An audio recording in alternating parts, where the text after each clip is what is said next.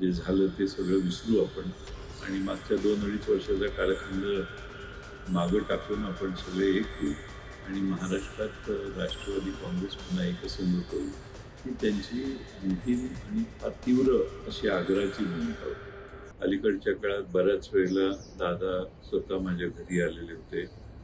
अनेक वेळेला त्यांची माझी चर्चा झालेली होती. जवळपास 4 वेळा तर ते जेवणात मी संध्याकाळी यायचे आणि जेवण करूनच चर्चा पूर्ण करून जायचे.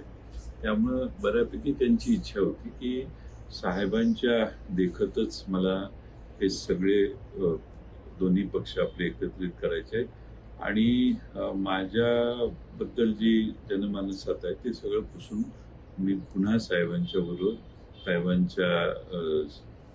पक्षाबरोबर एकत्रित यायला तयार आहे आणि त्यांचा आग्रह होता. त्यामुळं एकदा नाही जवळपास 8-10 वेळा माझ्याकडं त्यांच्या बैठका झाल्या आणि बैठकीचं ठिकाण माझं घरच होतं आणि माझ्याकडे येऊन बऱ्याच वेळेला पहिल्या 2-4 बैठका तर त्यांनी त्यांच्या भावना व्यक्त करण्यातच खर्च झाल्या आणि त्यांचा प्रचंड साहेबांच्याबद्दल आदर होता.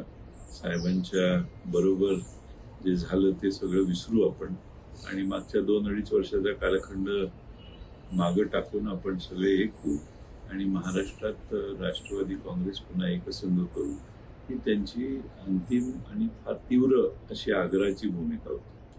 12 फेब्रुवारीचं तसं काही ते शेवटी 16 तारखेला रात्री माझ्या घरी आमच्या पक्षातल्या काही प्रमुखांची आणि त्यांची बैठक झाली. त्याच्या आधी अमोल कोल्हेजी किंवा हर्षवर्धन पाटील यांना घेऊन एकदा आमचे पक्षाच्या अध्यक्षांची 2 वेळा बैठकीत ते सहभागी होते. त्यापूर्वी 16ला सगळेच आम्ही एकत्रित जमलो आणि त्या दिवशी ठरलं की आपण जिल्हा परिषदेच्या निवडणुका आघाडीत लढवू आणि आघाडीत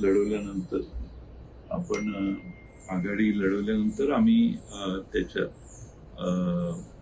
जिल्हा परिषदेचे निकाल लागल्यावर 7ला निकाल लागतील त्यांचं म्हणणं 8लाच करू. मग आम्ही लगेच निर्णय घेतला की गाडीनं जाऊ. पहाटे निघून आम्ही पवार साहेबांच्या समोर 8 वाजता बसलो आणि तिथं सविस्तर चर्चा झाली आणि 12 तारीख आम्ही सगळ्यांनी निश्चित केली आणि साधारणपणाने 8-9 पर्यंत हे जिल्हा परिषदेच्या निकालाचे पडसाद उमटतील आणि 10-11 तारीख मोकळे झाले की 12ला याचा निर्णय घेऊ अशी आम्ही पूर्ण चर्चा केली. पण अजितांच्या नेमकं मनात काय होतं, म्हणजे सत्तेमध्ये जाऊन एकत्र राहायचं काय?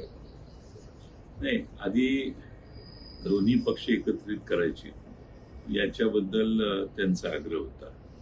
आता त्याचे बरेच तपशील आहे. मग ते आता इतक्या छोट्या काळात मी कधीतरी मोकळ्या वेळी त्याचाही खुलासा मी करेन. पण फारच सविस्तर आणि अनेक वेळा त्याची चर्चा आमच्या सगळ्या बरोबर झाली. सुप्रियाताई त्यात काही वेळा उपस्थित ठेवायचा मी प्रयत्न केलेला होता. त्यामुळं बऱ्यापैकी चर्चा पुढे गेलेली. अजितांच्या मातीसावर आणि त्यांनी मला हेही सांगितलेलं की त्यांनी प्रफुल्ल पटेल, सुनील तटकरे, छगन भुजबळ आणि त्यांच्या पक्षातल्या अन्य आमदारांना देखील याची त्यांनी कल्पना दिली आहे की आम्हाला त्यांनी स्पष्टपणाने सांगितलेलं होतं. त्यांची या जे एकत्रीकरणाचा प्रयत्न करायला सहमती होती तसं वाटतं, म्हणजे बाकीच्या नेत्यांची नाही. अजितदादांचं मत असं होतं की मी निर्णय ज्यावेळी सांगतो त्यावेळी तो निर्णय होतो, इम्प्लिमेंट होतो. तुम्ही त्याबद्दल काही चिंता करायची कारण नाही. हे सगळे माझे सहकारी मी म्हणेन त्याप्रमाणे निर्णय करतील. अजितदादांच्या माती सावरण्याचा कार्यक्रम कालच झाला आणि ज्या पद्धतीने तातडीनं घडामोडी घडल्या. सुनेत्राबाईंनी तातडीनं मुंबईला रात्री पहाटे रवाना झाले. आज मुख्यमंत्रीपदा शपथ होईल गटनेता.